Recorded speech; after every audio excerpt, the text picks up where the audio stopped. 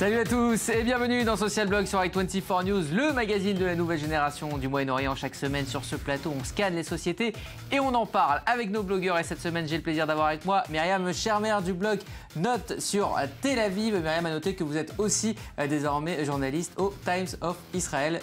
Bienvenue Myriam. Et face à vous, il ne pouvait qu'être là ce soir, c'est Israël Tavor du blog Roots Israël, du site Roots Israël. Et donc comme je disais que vous deviez être avec nous ce soir car c'est au 66e anniversaire de l'État d'Israël, célébré cette semaine, que nous allons consacrer cette émission en essayant de tirer le bilan d'un pays jeune à l'adolescence turbulente. On va aussi et surtout se demander si le melting pot israélien a réussi. En clair, est-ce qu'il existe désormais une identité israélienne? Pour cela, on ira à la rencontre du Ars, le beauf israélien, et puis le Poste vous décrira comment se vit la fête nationale ici dans les rues du pays. Mais avant cela, 3 infos venues des 4 coins du monde. On se connecte tout de suite au 56K. 1977, Outarde ou Bara, c'est le nombre de petits oiseaux abattus lors d'une partie de chasse XXL organisée par le prince Had bin Sultan. Grand fan de fauconnerie, le prince saoudien s'est amusé 3 semaines durant dans une zone pourtant protégée, le Balouchistan, au sud-ouest du Pakistan. Problème, l'Outarde ou Bara est un oiseau rare, en voie d'extinction, et la chasse est interdite, sauf pour les VIP. Des œufs Versace, du lait Apple ou du saucisson Kenzo, c'est l'idée du designer israélien Peggy Merdi qui s'est amusé à imaginer ce que peuvent donner des produits du quotidien redessinés par des marques de luxe. Le résultat est aussi surprenant qu'inabordable, les produits n'étant pas en vente. Le fameux lécher de timbre n'aura plus jamais le même goût. Afin de promouvoir les produits du terroir coréo, la Poste espagnole a mis sur le marché 300 000 timbres gastronomiques. Le principe est simple, vous léchez le timbre pour libérer la saveur. Au menu de ces timbres, du jambon ou encore du gazpacho blanc, le tout pour 3,15 € l'unité.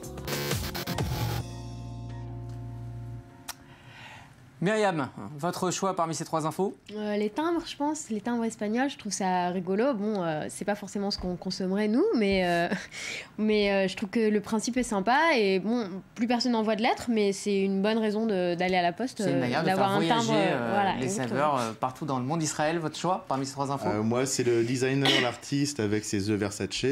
Ça a déjà été fait, j'ai l'impression. Il y a des restaurants à New York qui ont fait des hamburgers à $1000, donc c'est à peu près dans la même idée. C'est faire le grand écart entre ce qui est très classe, on va dire, en tout cas de luxe, et quelque chose de très populaire, quoi. Exactement.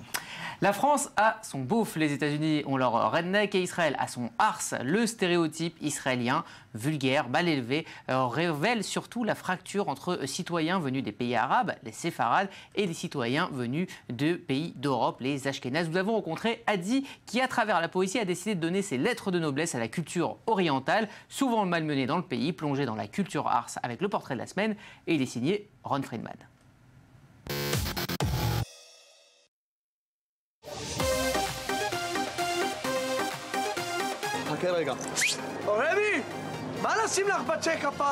Toute société a ses clichés et ses stéréotypes. Et en Israël, un des plus répandus est celui du ars. The Israeli Asawat likes to spend most of his time in the mangal position with his stomach exposed. This is the baby arse. For many, many years, his father tries to teach him specific movements, and the child attempts to imitate him. Le mot ars signifie prostitution en arabe. Il a longtemps été utilisé pour indiquer la population défavorisée, sans éducation et originaire du Moyen-Orient ou d'Afrique du Nord. Réputé grossier, inculte, malpoli et ignorant, le ars est la risée des Israéliens et la cible préférée des humoristes. Mais une femme a décidé de récupérer ce terme et de le porter fièrement. Les gens aiment dire parfois qu'être un ars, c'est à propos du comportement et non de l'appartenance ethnique. Mais je pense que cela est assez clair. Par exemple, si tu montres 2 photos à quelqu'un, dont une avec une personne de couleur et l'autre avec une personne de peau claire, le choix se portera évidemment vers la personne de couleur. Abdi Keissar, une artiste dont la famille originaire du Yémen a immigré en Israël, a créé Ars Poetry, un événement de poésie alternative qui célèbre la culture mizrahi. Je ne sens pas que j'en fais partie. Je ne fais certainement pas partie de ce canon littéraire, qui, la plupart du temps, est composé d'hommes de couleur claire. Contrairement à d'autres soirées poésie auxquelles j'ai participé, je sens que dans la mienne, il n'y a ni condescendance de la part des autres. Nous ne sommes pas des gens hautains qui récitons de la grande poésie, nous parlons à la rue. Je voulais récupérer le mot ars pour prendre cette insulte pour moi, mais aussi pour ma famille et mon patrimoine. Et de cette façon, annuler toutes ces indignations. Pour ceux qui parlent la bonne langue avec le bon accent, pour ceux qui sont nés du bon sexe, de la bonne religion, de la bonne nationalité, du bon passeport, pour ceux qui sont nés au bon moment et possèdent un avenir prometteur, un jour quand ils viennent frapper à la porte, ils ne vont pas demander une tasse de sucre, ils déchireront la porte de ses gonds et écraseront la maison. Dans la nouvelle génération, d'autres reprennent les clichés pour mieux les casser. Leur arme, l'humour et la caricature. Kessar, elle, de son côté, continue de regrouper dans son public ceux qui adhèrent à un message et offre une scène pour ceux qui sont restés d'éternels outsiders. L'identité israélienne essaye toujours de se valoriser hors de l'Europe. Elle ne cherche pas à devenir marocaine. Peut-être que si nous devenons vraiment une société multiculturelle, alors nous arriverons un jour à créer des liens avec nos voisins. En attendant, Kessar continue de regrouper dans son public ceux qui adhèrent au message et offre une scène pour ceux qui sont restés d'éternels outsiders. La plus grande réussite d'Ars Poetica est qu'en essayant de créer un endroit où je me sens bien, j'ai découvert que j'ai construit un chez-soi pour les autres.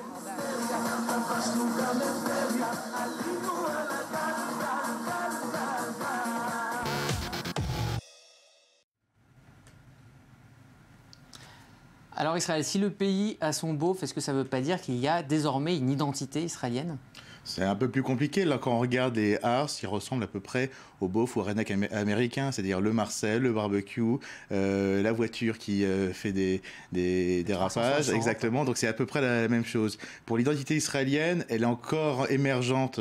Donc, à mon avis, on verra ça dans quelques décennies. Le pays est que 66 ans. Ça se développe un petit peu, mais c'est encore très très jeune. Myriam, vous avez de la tendresse pour le Ars israélien ? C'est drôle posé comme ça, mais oui, bien sûr. Enfin, moi, je pense que ça dépend aussi de d'où on vient et de ce qu'on a vécu chez soi, etc. Et moi, je suis moitié-moitié. Les fameux mariages mixtes, on en parlera tout à l'heure. Mais donc, effectivement, je me sens proche de ça. Mais je pense on parle beaucoup du fait que les Israéliens sont chaleureux, ont le cœur sur la main, etc. Et je pense que ça vient de là. Je pense que ça vient de la culture orientale, oui, clairement. Alors, vous parliez donc des fameux deux côtés, Ashkénazes et séfarades. Et c'est un vrai fossé dans la société israélienne. En 1971, le mouvement des Black Panthers a existé en Israël, Black Panthers d'Israël. Ça avait défrayé la chronique. C'était un mouvement qui réclamait la fin de la discrimination. Est-ce que 40 ans plus tard, est-ce que pour vous ça a évolué, ce fameux fossé entre Ashkénazes et séfarades ? Il faut dire que voilà, c'est un pays où les postes de pouvoir sont pour donc les immigrants venus plus des pays d'Europe plutôt que des juifs orientaux.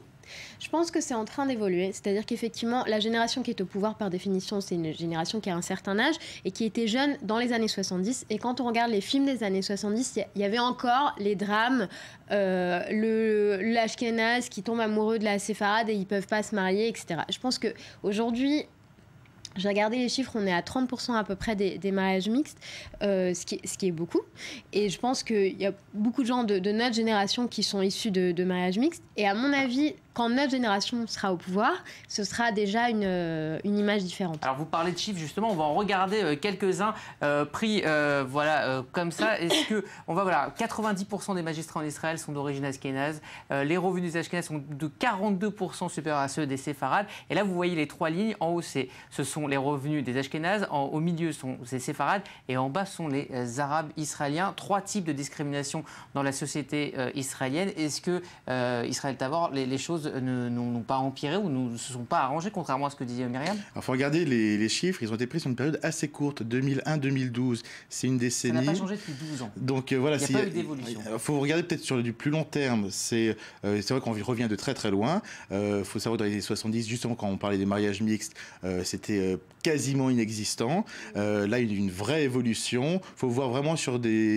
plusieurs décennies pour voir quelle va être la tendance plus lourde. Vous pensez que la troisième génération, à ce qu'on dit la troisième génération d'Israéliens est en train de oui, rétablir parce que moi, je suis choses. née dans les années 80 et c'était pas du tout quelque chose, le mariage de mes parents, c'est pas quelque chose qui était mal vu et donc c'était pas si longtemps après les années 70. Et je pense qu'aujourd'hui, en fait, la division israélienne, elle est beaucoup plus sentie par exemple entre religieux et laïcs. Par exemple, que entre Ashkénazes et séfarades. Oui, bien sûr, il y a des clichés qui restent. Oui, bien sûr, il y a des stéréotypes. Et j'ai moi-même des amis très talentueux. Et parce qu'ils ont un nom à consonance comme ci, ça fait lever, comme on dit en hébreu, ça fait lever les sourcils à certaines personnes, dans les milieux universitaires notamment, etc. Oui, ça continue d'exister, mais je pense sincèrement que notre génération, à nous, dans 20 ans, les chiffres auront changé, je pense, clairement. La société israélienne est une société qui évolue très, très, très rapidement. Beaucoup plus rapidement que d'autres sociétés. On va parler maintenant de fête nationale, car passer des larmes à la fête, c'est la particularité de la fête nationale israélienne, où le jour du souvenir et celui de la célébration s'imbriquent, provoquant un grand 8 émotionnel pour les Israéliens. Le poste de Marie Semelin, mis en image par Raphaël Cohen, vous dit tout sur le Yom Ha'atzmaut. 24 heures où Israël passe des larmes à la fête. D'abord Yom HaZikaron, en hébreu le jour du souvenir. Toutes les radios et les télés diffusent des chants tristes pour accompagner le souvenir de ce tombé pour l'État. Le pays se recueille juste avant l'explosion de joie. C'est Yom HaAtzmaut, la fête de l'indépendance. Les rues se transforment en porte-drapeau géant et la cérémonie nationale passe par un barbecue bleu et blanc.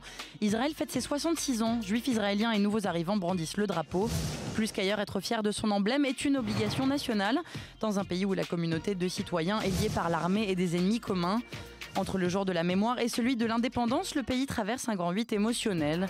Une conjonction de dates voulue par les pères fondateurs, comme David Ben Gourion, pour qui le symbole du sacrifice nourrissait le sentiment national. Mais tout le monde ne voit pas la même chose en Israël.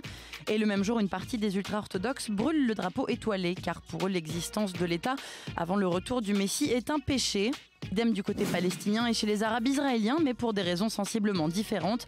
Alors qu'Israël célèbre son établissement, eux se préparent pour le lendemain à commémorer la catastrophe, en arabe la Nakba, l'exode des habitants en 1948.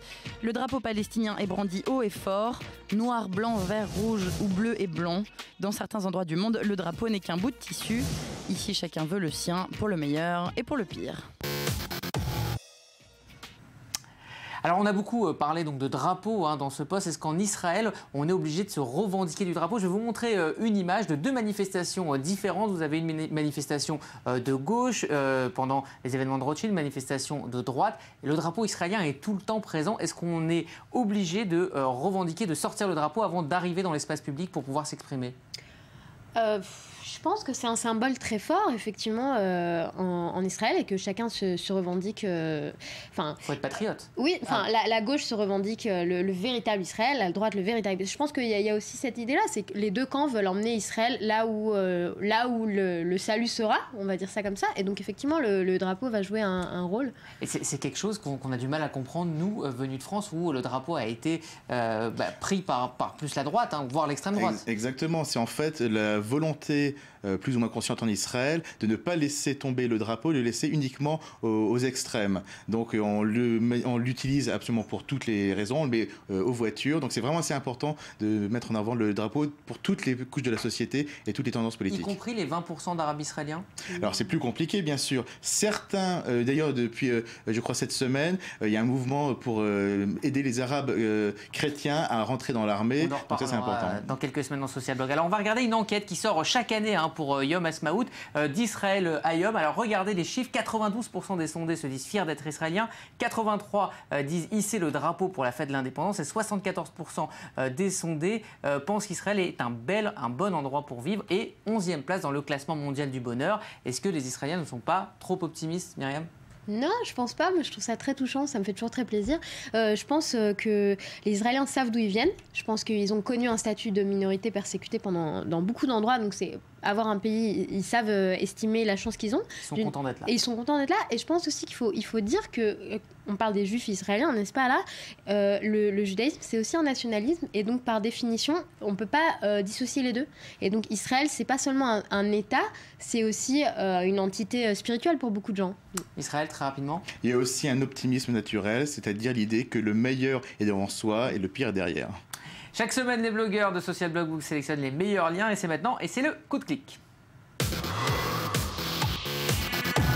On commence avec une vidéo, c'est ça, Myriam? Oui, un programme. J'ai sélectionné un outil qui s'appelle le Gapminder. Donc c'est un site internet qui permet en fait de regarder, d'observer l'évolution socio-économique de tous les États du monde depuis 200 ans en arrière et de projeter également l'avenir. Et je pense que c'est très très intéressant. On peut suivre le parcours de chaque pays et de les comparer les uns par rapport aux autres, l'espérance de vie, etc. C'est passionnant.